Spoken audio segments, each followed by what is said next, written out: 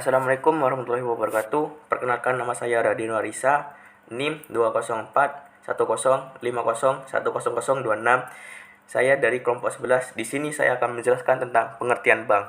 Bank adalah sebuah lembaga intermediasi keuangan, umumnya didirikan dengan kewenangan untuk menerima simpanan uang, meminjamkan uang, dan menerbitkan promes, atau yang dikenal sebagai banknotes. Kata bank berasal dari bahasa Italia, yaitu banca, berarti tempat penukaran uang. Jenis bank ada dua, bank umum dan bank perkreditan rakyat.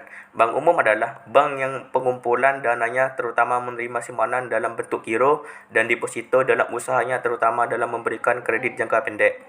Sedangkan bank perkreditan rakyat adalah bank yang melaksanakan kegiatan usahanya secara konvensional atau berdasarkan prinsip syariah, yang dalam kegiatannya tidak memberikan jasa dalam lalu lintas pembayaran.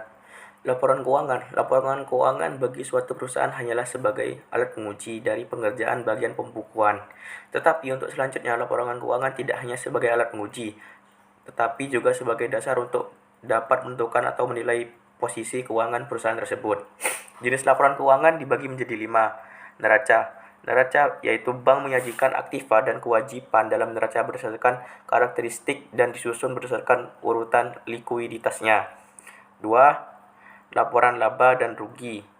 Bank menyajikan laporan laba rugi dengan mengelompokkan pendapatan dan beban menurut karakteristiknya dan disusun dalam bentuk berjenjang. 3. Laporan arus kas. Laporan arus kas harus disusun berdasarkan kas selama periode laporan. Kas dan setara kas terdiri atas kas, giro, BI, dan giro bank lain. 4. Laporan perubahan ekuitas. Laporan perubahan ekuitas menyajikan peningkatan penurunan aktiva bersih atau kekayaan bank selama periode bersangkutan, berdasarkan prinsip pengukuran tertentu yang dianut dan harus diungkapkan dalam laporan keuangan. Yang terakhir, catatan atas laporan keuangan. Catatan atas laporan keuangan harus disajikan secara sistematis setiap pos dalam neraca. Laporan laba rugi dan laporan arus kas yang perlu penjelasan harus didukung dengan informasi yang dicantumkan dalam catatan atas laporan keuangan. Assalamualaikum warahmatullahi wabarakatuh. Perkenalkan, nama saya Anissa Amalia Soleha, NIM 20410501031 dari kelompok 11. Sini saya mau menjelaskan tentang komponen laporan keuangan bank.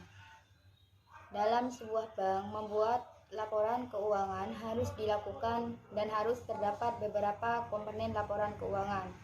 Adapun komponen laporan keuangan bank yaitu ada 4. Yang pertama yaitu neraca bank.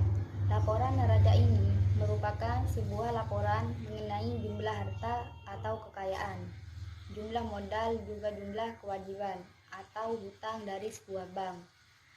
Yang kedua, laporan untung atau rugi bank yaitu berisi mengenai income atau pendapat dari sebuah bank dan juga beban biaya yang harus ditanggung dalam periode waktu tertentu. Yang ketiga yaitu laporan kontingensi dan komitmen. Laporan ini disajikan sedemikian rupa sehingga jika dikaitkan dengan aktiva dan pasiva dapat diperoleh gambaran keuangan yang wajar dari sebuah bank. Yang terakhir ada laporan rasio keuangan bank. Laporan ini merupakan analisis finansial yang dilakukan untuk melihat hubungan antara laporan periode tertentu dan sebelumnya. Cukup sekian dari saya. Assalamualaikum warahmatullahi wabarakatuh.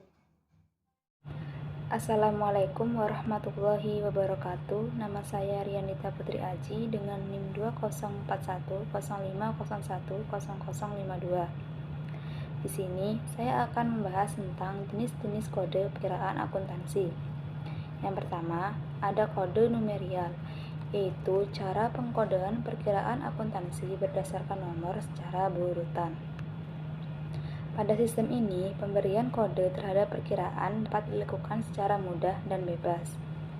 Setiap perkiraan dapat diberikan nomor dengan aturannya sendiri. Yang kedua, ada kode desimal, yaitu cara pemberian kode perkiraan akuntansi dengan menggunakan lebih dari satu angka. Setiap angka mempunyai arti. Kode desimal ini dapat dibedakan atas kode kelompok dan kode blok. Pada sistem ini, setiap perkiraan diberikan kode dengan menggunakan dasar angka 10 digit, yaitu dari angka 0 sampai 9. Angka paling depan digunakan sebagai petunjuk golongan pokok.